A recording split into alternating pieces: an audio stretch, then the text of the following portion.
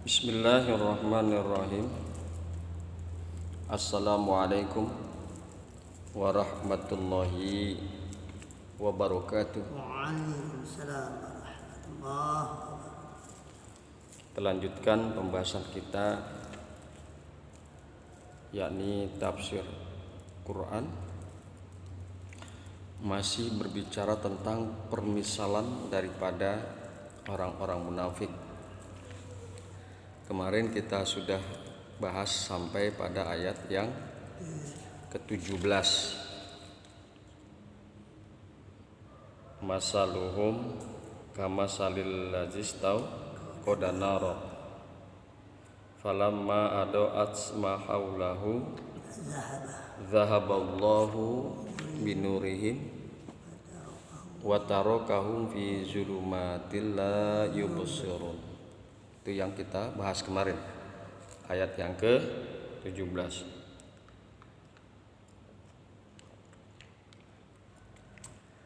Kemudian pada ayat yang ke-18 dikemukakan bismillahirrahmanirrahim, summum bukmun umyun fahum la yarji'un.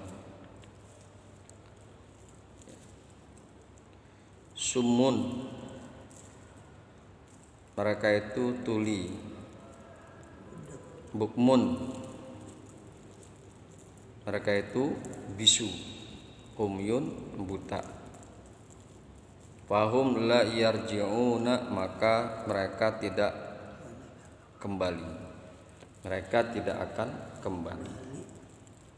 Hum, bermula mereka. Summun adalah tuli, budeg. Tuli anil haq, tuli daripada kebenaran. Fala yasma'unahu sama'a qabulin, maka mereka tidak dapat mendengarnya. Sama'a qabulin, dengan pendengaran yang diterima. Jadi kebenaran-kebenaran yang dikemukakan baik oleh Allah maupun oleh Kanjeng Nabi Muhammad sallallahu alaihi wasallam, mereka tidak bisa mendengarnya. Al-Quran yang disampaikan kepada mereka, yakni kepada orang-orang munafik, mereka tidak dapat mendengarnya. Bukmun, mereka juga bisu, ya. Mereka bisu. Khursun anil khair fala yakulunahu, mereka bisu daripada kebaikan. Fala yakulunahu, maka mereka tidak dapat mengatakan akan kebaikan.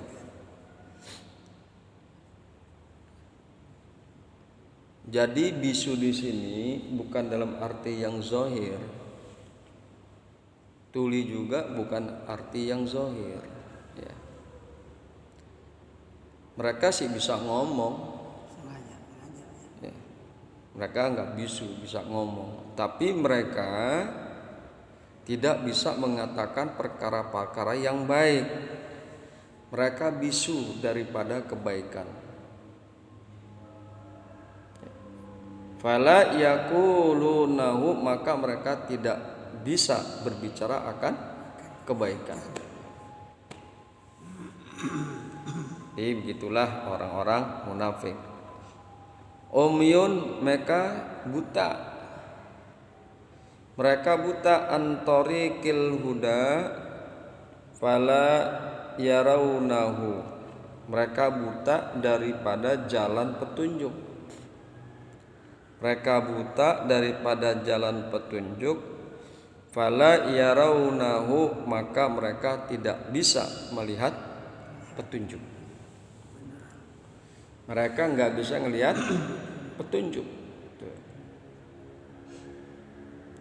Fahum la yarji'una, maka mereka tidak akan dapat kembali anid dolalah dari kesesatan.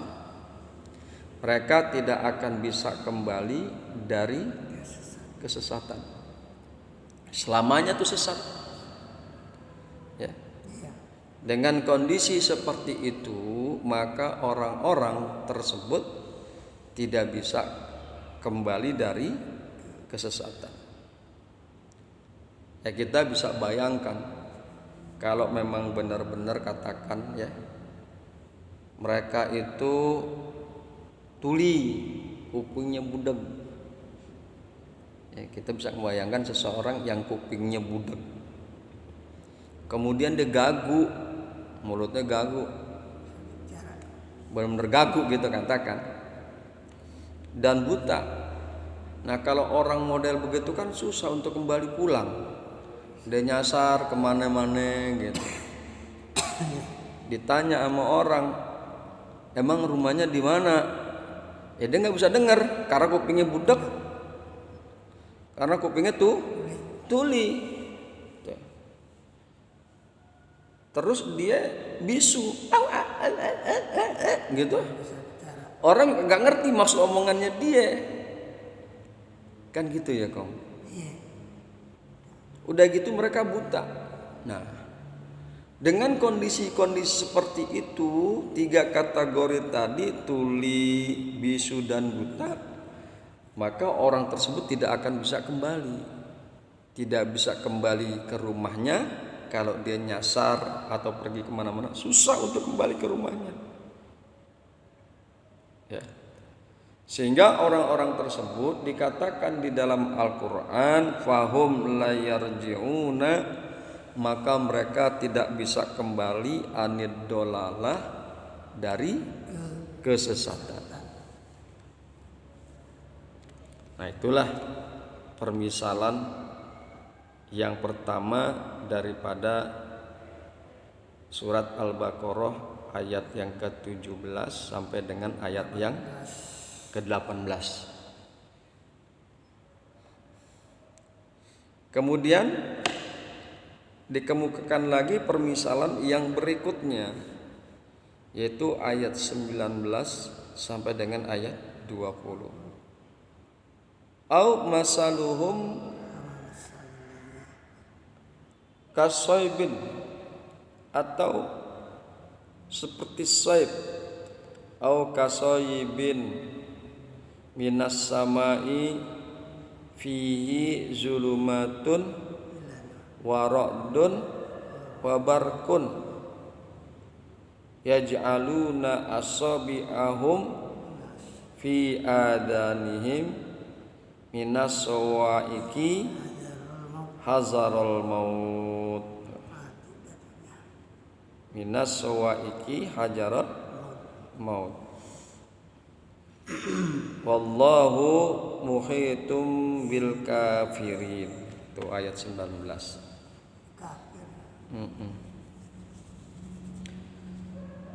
Jadi berkaitan dengan ayat yang berikutnya, permisalan daripada orang munafik yang berikutnya yang tertuang di dalam ayat 19,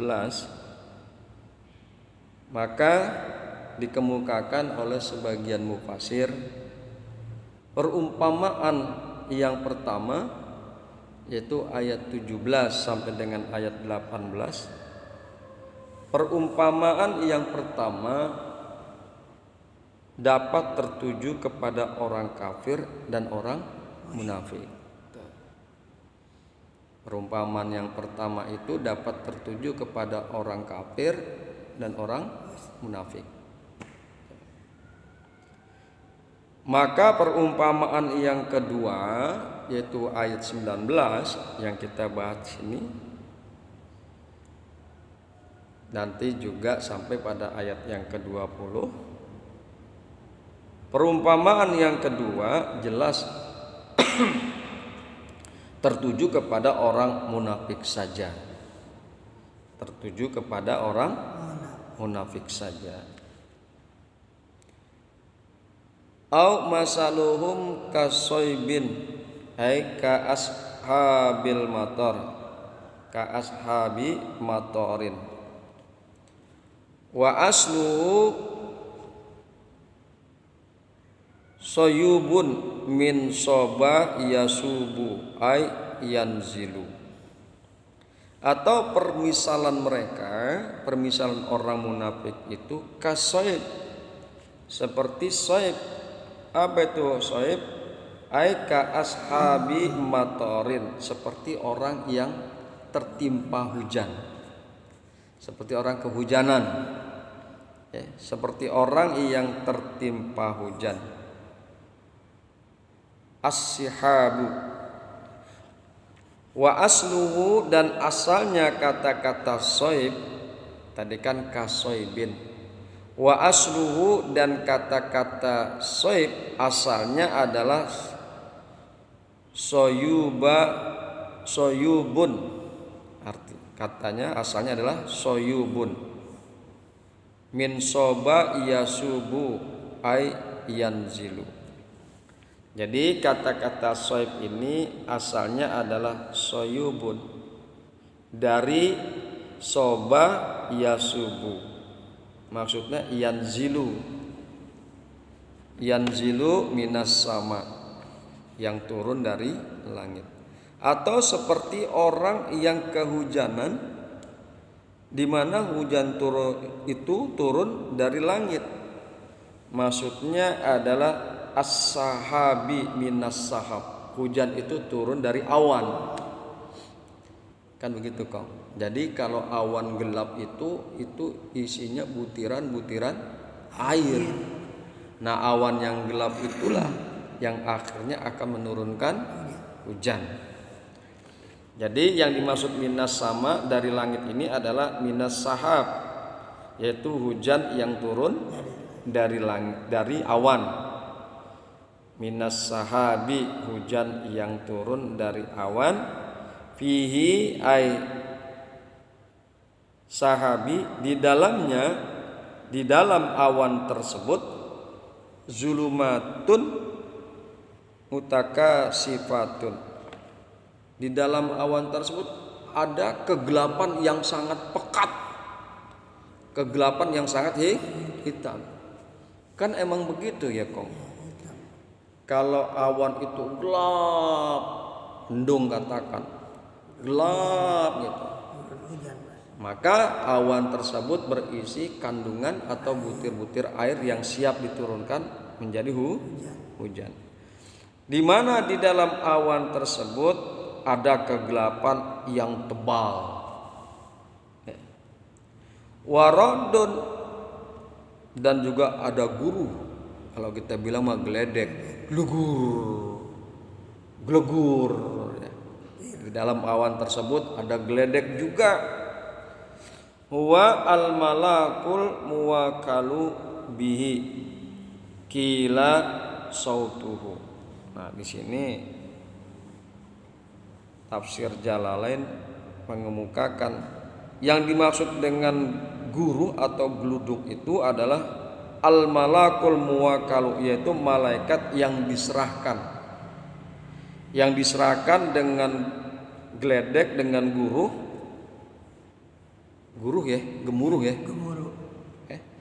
Malaikat yang diserahkan dengan gemuruh. Wakila, dan dikatakan sautuhu, yaitu suaranya malaikat. Luah. Nah itu kalau menurut tafsir Jalalain, kila sautuhu, yaitu suaranya malaikat. Kalau kilat itu yang bercahaya, krang gitu, ya, guruh. Ya, jadi guru itu kalau menurut tafsir Jalalain adalah suaranya malaikat. Wabarkun, dan di awan tersebut selain ada kegelapan, ada guru, ada juga kilat. Barkun, ada juga kilat. Lama'anu sautihi allaji yajzuruhu bihi. Jadi dikemukakan bahwa kilat itu adalah cambuknya cret, cambuk, cemeti, cret. Kan kalau cemeti juga kalau ditimpakan ke suatu benda, cret, suka mengeluarkan cahaya. Gitu, ya. Jadi kilat itu adalah cahayanya. Allazi yajuruhu bihi, yaitu kilat yang mengiringi dengannya, yang mengiringi malaikat. Cambuk loh. Cambuk yang selalu dibawa oleh malaikat. Maka cambuk itu akan menimbulkan kilat. Yaj'aluna asabi'ahum, dan mereka menjadikan, maka mereka meletakkan jari-jari mereka. Ai ashabus sayyib, yaitu orang yang kehujanan. Orang yang kehujanan tadi, yaj'aluna asabi'ahum, mereka meletakkan, mereka meletakkan jari-jari mereka fi azanihim, di dalam telinga mereka, minal ajli sawaiki, dari arah-arahannya mendengar petir. Ya, dengan arah-arahan mendengar petir, mendengar gemuruh, nyangka mereka menekep kuping mereka. Mereka jadikan, mereka tempatkan jari-jari mereka di dalam kuping-kuping mereka, karena arah-arahannya mendengar petir. Siddati sautir ra'di, yaitu as-sawaiki itu adalah kerasnya suara gemuruh. Kerasnya suara gemuruh. Li alla yasma'uha, agar mereka tidak mendengarnya. Mereka tidak mendengar suara gemuruh, mereka tidak mendengar suara petir. Yaj'aluna asabi'ahum fi azanihim minas sawaiki hazarul maut. Mereka